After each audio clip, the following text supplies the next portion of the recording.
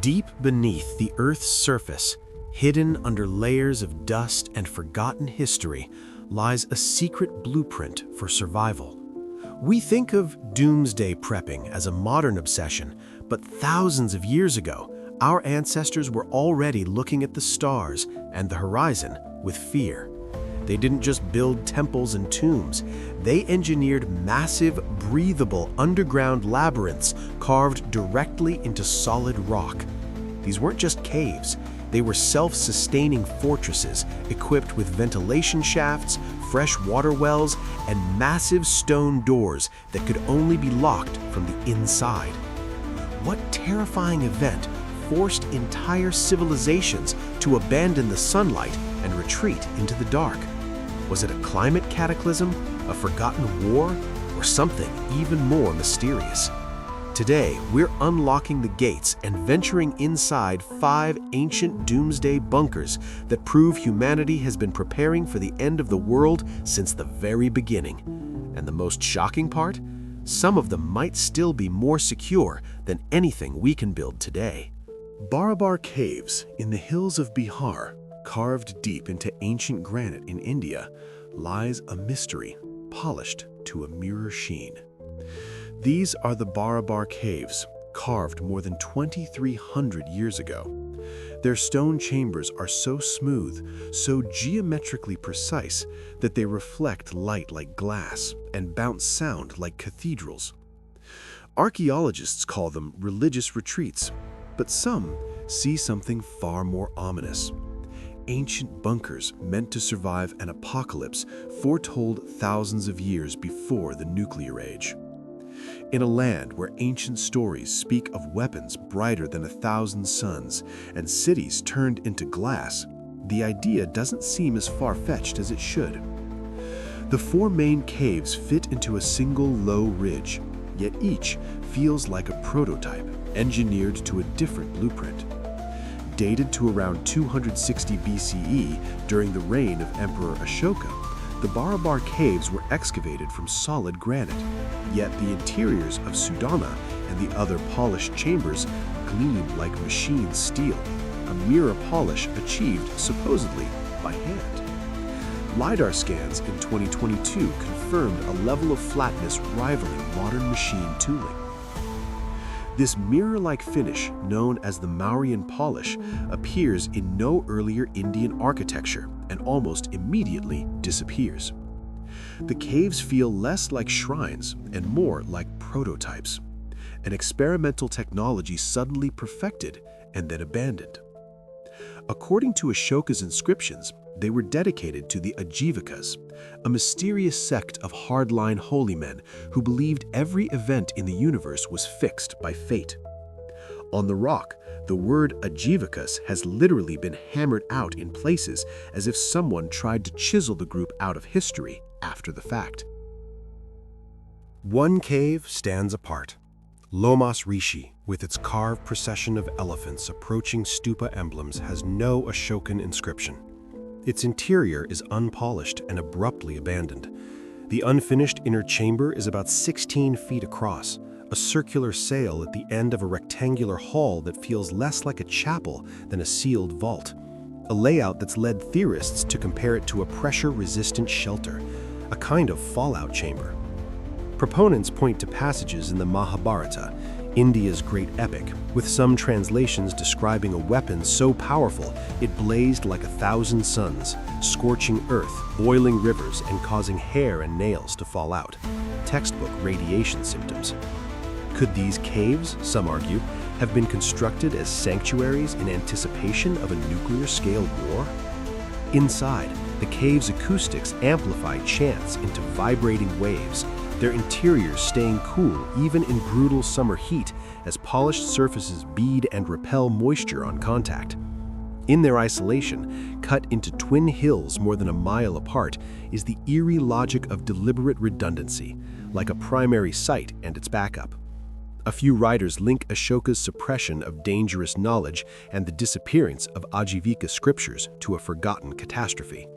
They note a lone cousin cave at Sadamari, carved in the same style and polished. Most archaeologists reject these doomsday theories, but admit the caves are a technological leap with no clear origin. Whether these were shelters from a real ancient catastrophe or monuments to a philosophical one, the Barabar caves remain even now like sealed instructions from a civilization convinced that the future would need them. Vitrified forts. Scattered across the lonely hills of Scotland, there are ancient ruins that shouldn't exist. Their walls aren't merely crumbled, they're fused, stone melted into glass, rubble transformed into blackened slag. It's as if some ancient hand reached from the sky and pressed a blowtorch to the earth. At Tabernacle, fused rivers of rock down the hillside. At Dundyril, the stones were melted at temperatures hotter than volcanic lava and somehow achieved 2,500 years ago in the Iron Age. But by whom and for what purpose? These are the vitrified forts, more than 200 scattered across Europe, with at least 70 in Scotland alone. Their prehistoric enclosures perched high on defensible ridges, their dry-laid stone ramparts partially liquefied into a glassy mass. No mortar, no cement, just fused rock, sometimes smeared, bubbled, and slumped like lava. Early researchers argued they were the cores of extinct volcanoes. Others thought they were evidence that a mysterious incendiary weapon, something like Greek fire, an early chemical flamethrower, had been used on a biblical scale, or that mirrored Archimedes-style death rays focused sunlight on the walls. Later, fringe writers upgraded the weapons. Perhaps these forts were ground zero for an ancient atomic war. Vitrification, the process that melts rock like this, requires prolonged controlled heat of around 2,000 degrees Fahrenheit. That's within the range of Iron Age furnaces used for metalworking, far beyond what a bonfire can do, especially on an exposed hilltop where the wind steals heat every second.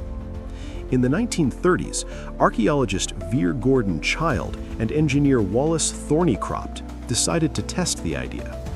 They built a 6-foot-high wall with a timber skeleton and a core of crushed basalt, then piled 4 tons of scrap wood against it and ignited the whole thing. After hours of roaring fire, the wall collapsed, but the buried core had partially vitrified. Iron Age builders, given enough wood and patience, could indeed melt stone, but only with enormous deliberate effort. Later, volcanologists studying vitrified walls at sites like Winkabank Hill Fort found that while the heat weakened large stones, it fused the finer particles into a dense glassy mortar, stronger in some cases than the original wall. Was this a clever and purposeful Iron Age engineering trick? Not all agree, since the process could also weaken or collapse the wall entirely. Others see the melted stones as evidence of a brutal attack. Some forts even show signs of ritual destruction after battle, perhaps a deliberate display of power by conquering invaders. Imagine a captured stronghold turned into a roaring ring of red-hot stone that glowed for days. In Celtic myth, there are gods with flaming weapons, like the war god Luke and his fiery spear. Some researchers wonder if those tales preserve a memory of ancient superweapons, real or imagined. No evidence of unusual radioactivity or nuclear blast signatures has ever been found. Just rock turned to glass. Whatever melted these forts did not do so by accident. And until we know why Iron Age builders harnessed such extraordinary heat, vitrified forts will remain what they have always been: the signature of a forgotten catastrophe etched in stone. Haska Castle. It's a castle so strange that it was built with its defenses facing inward. A fortress with no kitchen, no water supply, and no reason to exist except to sit atop a hole no man could fill.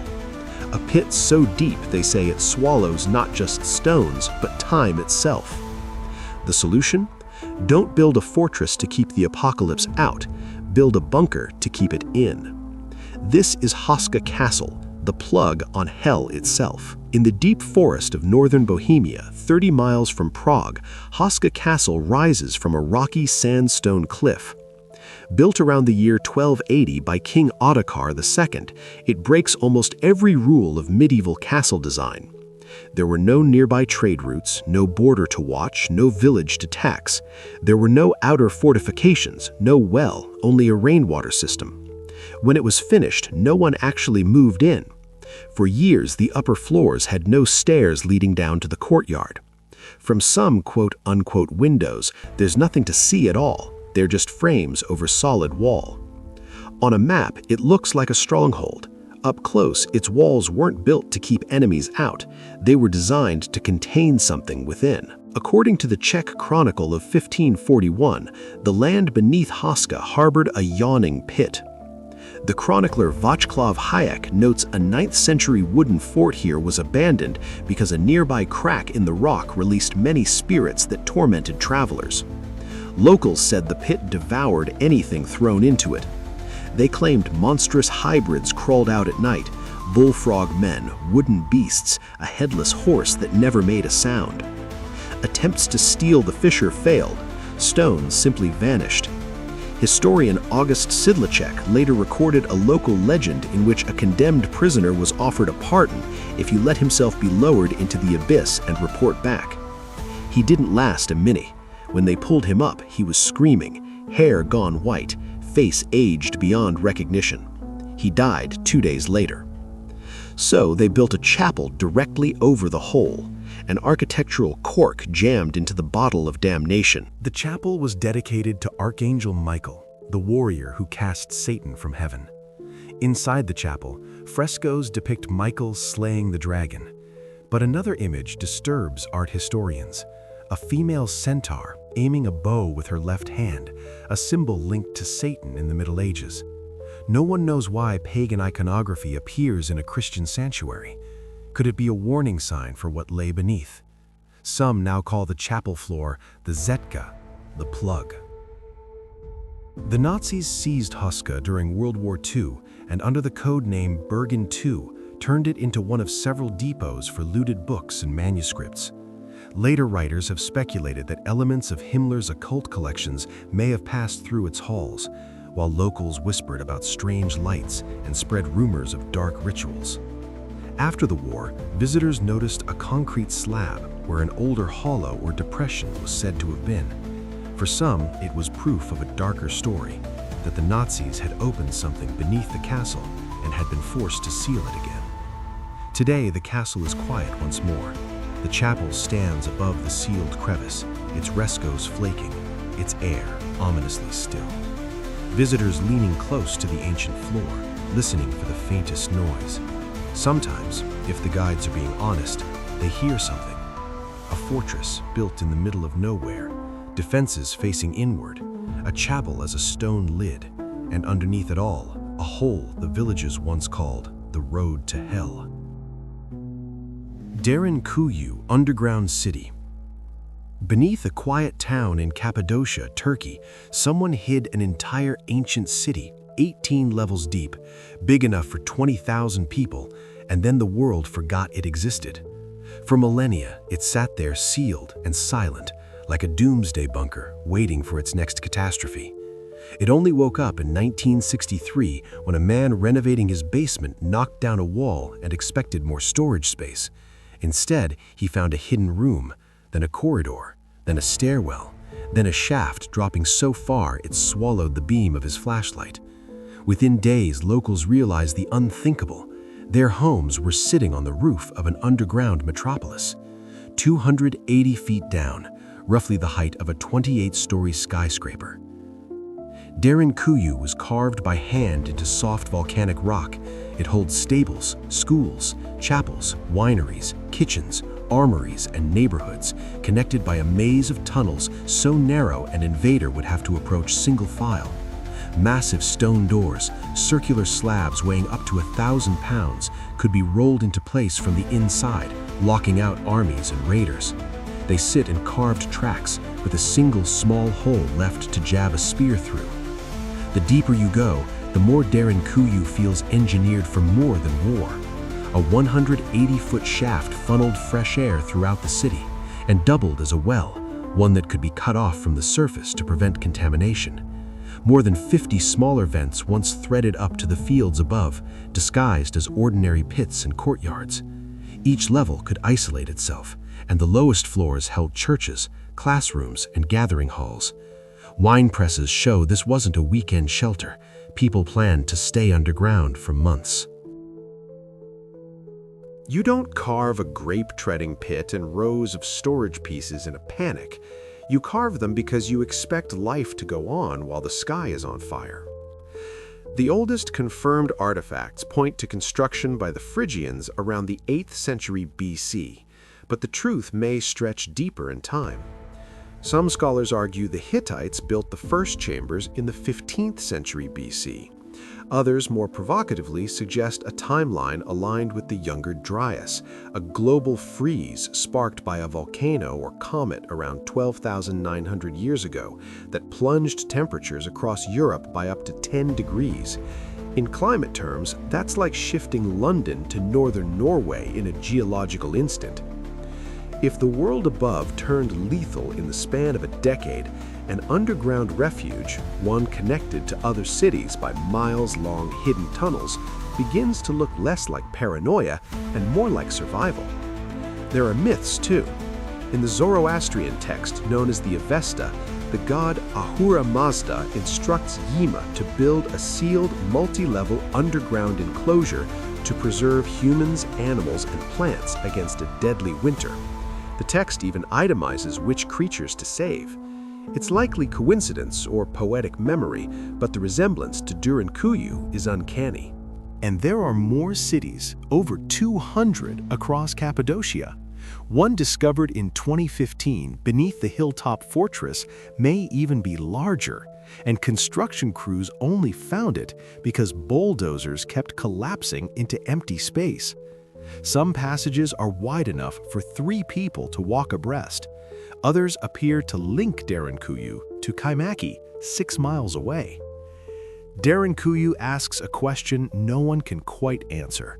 What were they hiding from? Invaders? Climate collapse? Mythic winter? Or more troubling, did they build these cities knowing the catastrophe would return? Long new caves. The first sign that something was wrong was the staircase. In 1992, 4 farmers in eastern China, about 180 miles southwest of Shanghai, drained a bottomless village pond and, instead of mud, uncovered a perfectly carved stone stairway descending into total darkness. Then another staircase surfaced, and another. Whatever was down there wasn't natural, and it wasn't small. They'd opened the gateway to 24 enormous underground chambers, a construction feat so vast that 35 million cubic feet of rock, enough to fill 400 Olympic swimming pools, had somehow been removed without leaving a single pile of debris. All of it hidden beneath farmland smaller than 3 city blocks. Along U-caves, as they came to be known, are a mystery so cleanly executed it borders on unnerving. Each chamber is the size of a modern airplane hangar. Some ceilings soar nearly 100 feet high, about a 10-story building, buried. Each wall is laser straight. Each pillar stands precisely where its twin stands in the next cavern, even though the caverns never connect.